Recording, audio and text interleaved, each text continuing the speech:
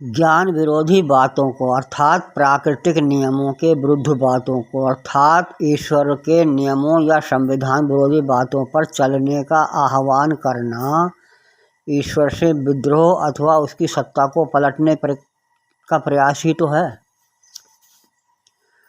कोई कहता है कि समोसा खाइए, आप पर कृपा बरसेगी। कोई कहता है सत्यनारायण की कथा कराइए, आपके सभी कार्य सफल होंगे। कोई कहता है अमुक मंत्र का जप कीजिए, आपको हर कार्य में सफलता मिलेगी।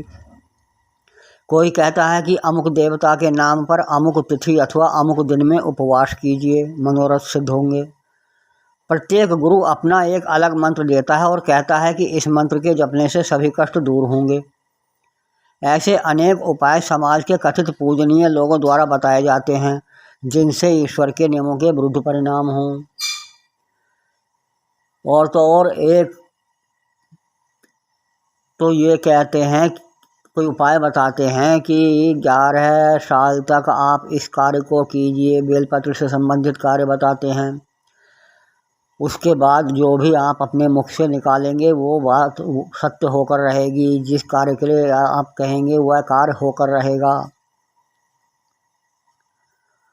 तो क्या ये ईश्वर के नियमों के विरुद्ध नहीं हुआ? जो कार्य प्रकृति के नियमों के अनुसार होना है, यानी ईश्वर के नियमानुसार होना है, और उस व्यक्ति ने अपने मुख से इसके विरुद्ध कह दिया तो वो काम उसी के अनुसार होगा, तो फिर प्रकृति के नियम अथवा ईश्वर के नियम का क्या रह गए। ऐसे लोगों को ऐसे इस तरह की बातों के लिए लोगों को उकसाना क्या ईश्वर के नियमों के विरुद्ध उकसाना नहीं हुआ? क्या यह सत्ता पलट नहीं कहलाएगा?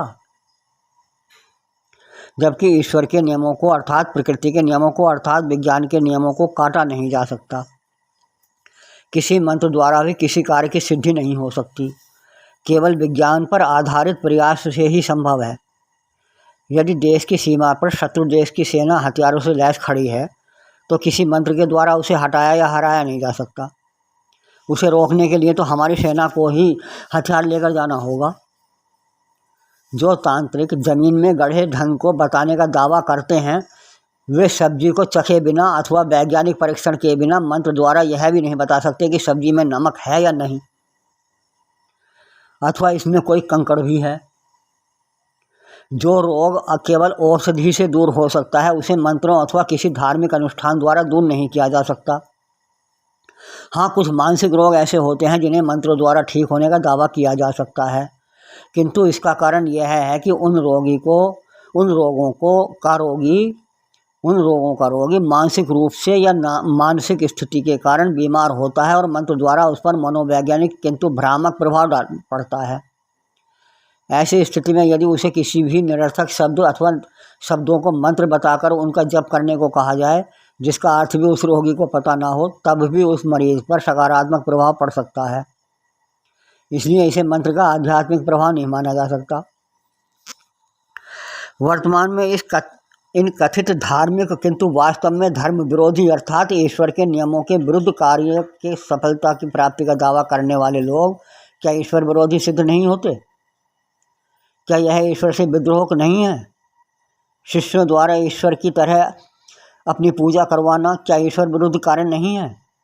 ईश्वर की भक्ति गौण व अपनी भक्ति को मुख्यतः कराना क्या ईश्वर विरुद्ध अभियान नहीं है? और क्या यह अभियान ईश्वर की सत्ता को चुनौती नहीं है? इस तरह ईश्वर की सत्ता को चुनौती देना क्या ईश्वर की सत्ता पलट का प्रयास नहीं है?